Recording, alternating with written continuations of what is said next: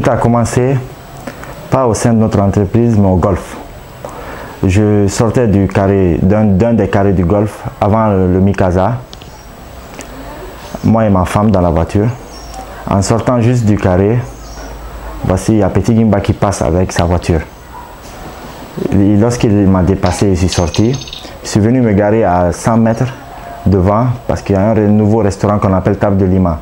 J'ai demandé à ma femme de descendre de la voiture et de voir ce qu'ils font à manger. Elle est descendue, moi je suis resté dans la voiture. Et en même temps, j'entends le bruit de son moteur qui est en train de venir en pleine vitesse. Et je le vois garé devant moi. Il descend de la voiture, commençait à taper sur ma vitre en faisant des injures. Des injures et insulter mère et père. Et en me disant qu'ici il est au Mali, que le Mali c'est chez lui. Je ne l'ai pas répondu, je me suis mis à rire parce que j'ai compris qu'il veut que je descende de la voiture, qu'il me tend un piège. Il a tout fait, son petit frère est ensuite descendu de la voiture et une troisième personne. La troisième personne, je lui connais. Il travaillait avant chez nous. Les gens se sont mêlés, le prendre, le mettre dans la voiture.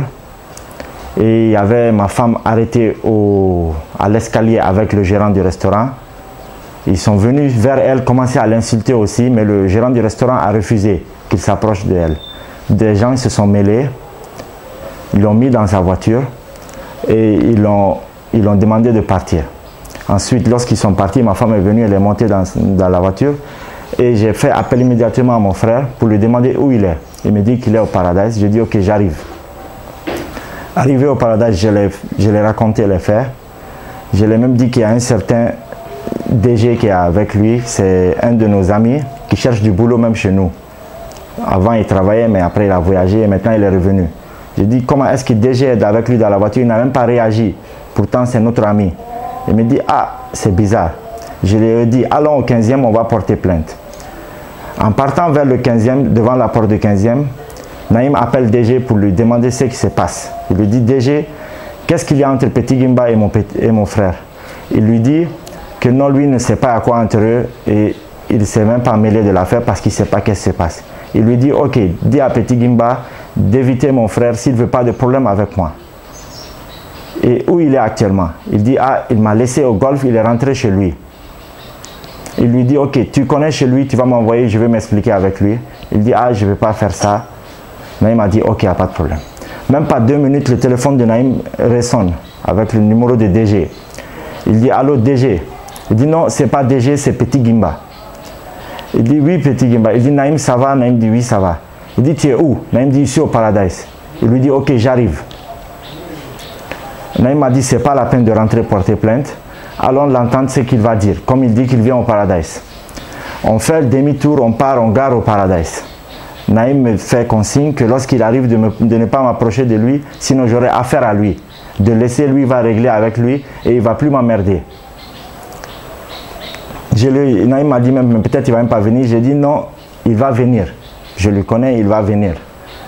On l'a attendu, Naïm est parti s'asseoir quelque part. Je suis resté avec les employés, je suis assis. Et au bout de 20 minutes, on entend venir en plein pompe, venir vroom, garer devant le supermarché. Déjà, il est venu en pleine vitesse pour garer. Il est venu énervé. Naïm l'a vu venir, il se lève, il part vers lui. Il lui dit, lui Petit Gimba, c'est comment? Il l'attrape même, il met même sa main sur lui en tant qu'ami en fait. Il lui dit, tu vas bien, oui ça. Il lui dit, ah ton petit frère c'est un gamin. Naïm lui dit, si mon petit frère c'est un gamin, c'est que pourquoi tu ne le fous pas la paix, puisque c'est un gamin? Il lui dit, non, non, non, il a fait ça. Il commence à raconter du n'importe quoi. Moi, je voulais me lever pour venir vers lui. Les employés ont refusé. Ils m'ont même attrapé. Me dire que non, ton frère a dit de ne pas t'approcher de lui, ne t'approche pas. Ils ont tout fait, je n'ai pas pu m'approcher de lui. Le vieux, mon père était assis là-bas, il a vu l'action. Il a senti qu'il y a quelque chose qui se passe mal.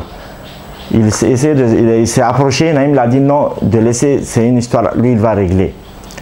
Notre grand frère qui est actuellement victime aussi, le propriétaire du supermarché, est sorti pour voir ce qui se passe. Naïm l'a dit la même chose, que reculer, ce n'est pas votre problème, c'est moi qui va gérer ça avec lui, c'est entre nous. En ce moment, petit Gimba a commencé à lancer des injures. Vous croyez qui? Naïm l'a dit, bon, tu vois que tout le monde maintenant est énervé. S'il te plaît, monte dans ta voiture et pars. Là, moi, je vais t'appeler. Après, on va se voir toi et moi seuls pour régler l'affaire. En montant dans la voiture, il est là à faire des injures. Je suis au Mali, je vais faire ce que je veux. Vous allez voir qu'on n'est pas pareil. Mon grand frère, qui est actuellement victime de l'affaire, lui dit, petit, ici, nous, c'est un lieu respectueux. Il ne faut pas venir nous emmerder ici. Il faut rentrer chez toi. Il était arrêté à côté de mon père et une autre personne et lui, du côté droit de la voiture, un peu devant. Petit Gimba monte dans la voiture, Naïm est du côté gauche. Il fait marche arrière à toute allure en braquant vers la droite. C'est que la voiture maintenant se positionne vers la gauche. En croyant qu'il part, il a même failli ramasser son ami DG qui était derrière. Qu'est-ce qu'il fait? Il met le départ et il fonce à pleine allure sur E3. Mon père tombe du côté droit et l'autre du côté gauche. Et Abbas, ce qui est victime actuellement, lui, il est au beau milieu de la voiture. Il rentre en bas de la voiture. Il continue avec lui jusqu'à au moins 10 mètres devant. Puisque mon frère, il est un peu gros, il s'est bloqué en bas de sa voiture est très basse. Lorsque la voiture refuse d'avancer, il fait marche arrière pour quitter sous lui et ensuite revenir. C'est là-bas que moi, j'ai vu ça. Tout ça, je suis de loin en train de regarder ce qui se passe parce qu'on m'avait attrapé pour refuser d'approcher. Lorsqu'ils ont vu ça, ils m'ont laissé. Naïm est venu en courant, tout le monde est venu. Lui crier qu'il y a quelqu'un en bas de sa voiture qui est en train de le tuer.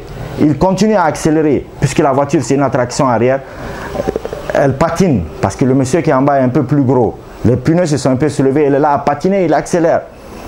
Naïm a commencé à le supplier en ouvrant la porte. Il refuse de laisser. Naïm l'a pris clé au cou, le faire descendre forcé. En le faisant descendre même, il l'a mordu, aussi au côté gauche. Et Naïm a mis la voiture en paix pour stationner la voiture, pour qu'elle arrête de patiner sous mon frère qui est en bas. Il l'a pris, il l'a jeté au dehors et on a fait appel aux gens pour soulever la voiture. Lorsque Naïm l'a jeté, il se lève pour se jeter sur Naïm. C'est là-bas Naïm l'a donné un coup de poing. Et je crois que le coup de poing qu'il a donné, il le mérite. Puisqu'il était en train de tuer un de nos frères, on ne peut pas dire qu'on ne va pas réagir, ça c'est impossible. Et la population est venue, il y avait des clients qui ont tout assisté, qui sont venus même à lui taper. Il y avait même un commissaire régional là-bas qui est venu se présenter à nous, que laissez-lui, ce commissaire, on l'a laissé, il l'a menotté. Il s'est jeté aussi sur ce commissaire. C'est le commissaire régional même qui l'a menotté, qui a fait appel au 15e. Ce monsieur est venu pour le sauver, il se jette sur lui. La population a vu ça, que vraiment ce petit est en train de déconner. De là-bas, Naïm cherchait la clé de ma voiture. Il a fait marche arrière pour venir prendre mon frère qui était complètement nu, hein, parce que la voiture l'a traîné par terre. Tous ses habits étaient déchirés. On l'a fait sortir, on l'a mis dans la voiture et on a continué à l'hôpital. Ce qui s'est passé là-bas, on ne sait plus. Le 15e est venu le chercher parce qu'il avait une fille qui était son ex il y a 1 an, 2 mois de cela. On a fait connaissance, on s'est mariés, on a tout fait, on a fait la mairie, on a fait le mariage religieux. Il a essayé de venir jusqu'à chez moi à la maison il y a 1 année de cela, casser la porte, rentrer jusqu'à chez moi, qui veut se battre. J'ai fait appel à la brigade spéciale d'intervention qui sont venus le foutre au dehors. Et puis ils m'ont demandé de porter plainte que j'ai refusé. J'ai dit non, il faut juste le mettre en tête que lui, moi et la fille, on est mariés. De nous foutre justement la paix. Il a fait des publications sur Facebook, lui et ses amis. Je suis parti au camp 1 les expliquer. Ils l'ont fait appel aussi, sans porter plainte, ils l'ont fait appel pour l'expliquer d'arrêter ces trucs, c'est trop enfant. La femme est déjà mariée, il faut la foutre la paix. Et c'est comme ça, à plusieurs reprises, même si je vois Gimba assis dans un restaurant, si je venais là-bas, même si j'ai fait des kilomètres, je fais demi-tour partir ailleurs pour l'éviter. Si je pars en boîte, je vois sa voiture garée au dehors, je ne rentre pas, je change de boîte. Tout ça pour éviter les problèmes. Je n'ai pas besoin de le faire des problèmes, je n'ai rien contre lui. Et pour tous ceux qui disent, qui ne comprennent pas en fait les choses, qui parlent d'histoire de racisme, nous on n'est pas racistes. Moi, mon père, il est né en Guinée-Conakry, à Boké. Mon grand frère est né en Guinée. Moi, je suis né au Liban, j'ai quitté le Liban à l'âge de 3 ans. J'ai 25 ans aujourd'hui. 22 ans, je n'ai pas mis pied au Liban. On est en Afrique. Je me suis naturalisé malien, c'est parce que j'aime le Mali. Et puis, tous ces discours que je les fais, je peux même le dire en bambara. Hein. Je peux tout dire, tous ces discours-là en bambara. Ça ne me dérange pas. Je crois que... Si on me blesse tout de suite, le sang qui va sortir, c'est rouge. Qu'on blesse un autre d'autre couleur, c'est rouge. Nous, on n'a rien contre les Maliens. Et moi-même, je suis malien. Je n'ai rien contre mes frères maliens. Je crois que les autorités ont déjà beaucoup fait. Le ministre de la Justice a joué son rôle. Le procureur général de la République a joué son rôle. Et le commissariat de 15e a joué son rôle. Ils ont tous joué leur rôle. C'est qu'on attend que justice soit faite. Mais il y a eu 2 jours maintenant que sa famille vient nous voir pour demander pardon et tout ça. On les a dit qu'on est tous musulmans et qu'on est prêt à pardonner. Nous, ça ne nous dérange pas de pardonner. Qu'il fait 1 jour en prison ou 100 ans, c'est la même chose. Il va pas, rien ne va revenir en arrière. Ce qu'il a déjà fait, il a déjà fait. On est vraiment prêt à lui pardonner. Mais l'essentiel, c'est notre frère qui est à l'hôpital, qu'il sorte en bonne santé et qu'il soit rétabli. Le reste, là, on est prêt même à retirer notre plainte. On est prêt à la retirer, mais l'essentiel est que notre frère sorte en santé. On n'a rien contre lui. Et lorsqu'il sort, qu'il est le bienvenu, qu'il vienne s'asseoir au Paradise manger. S'il veut, on va s'asseoir lui et moi ensemble. Moi, je n'ai rien contre lui.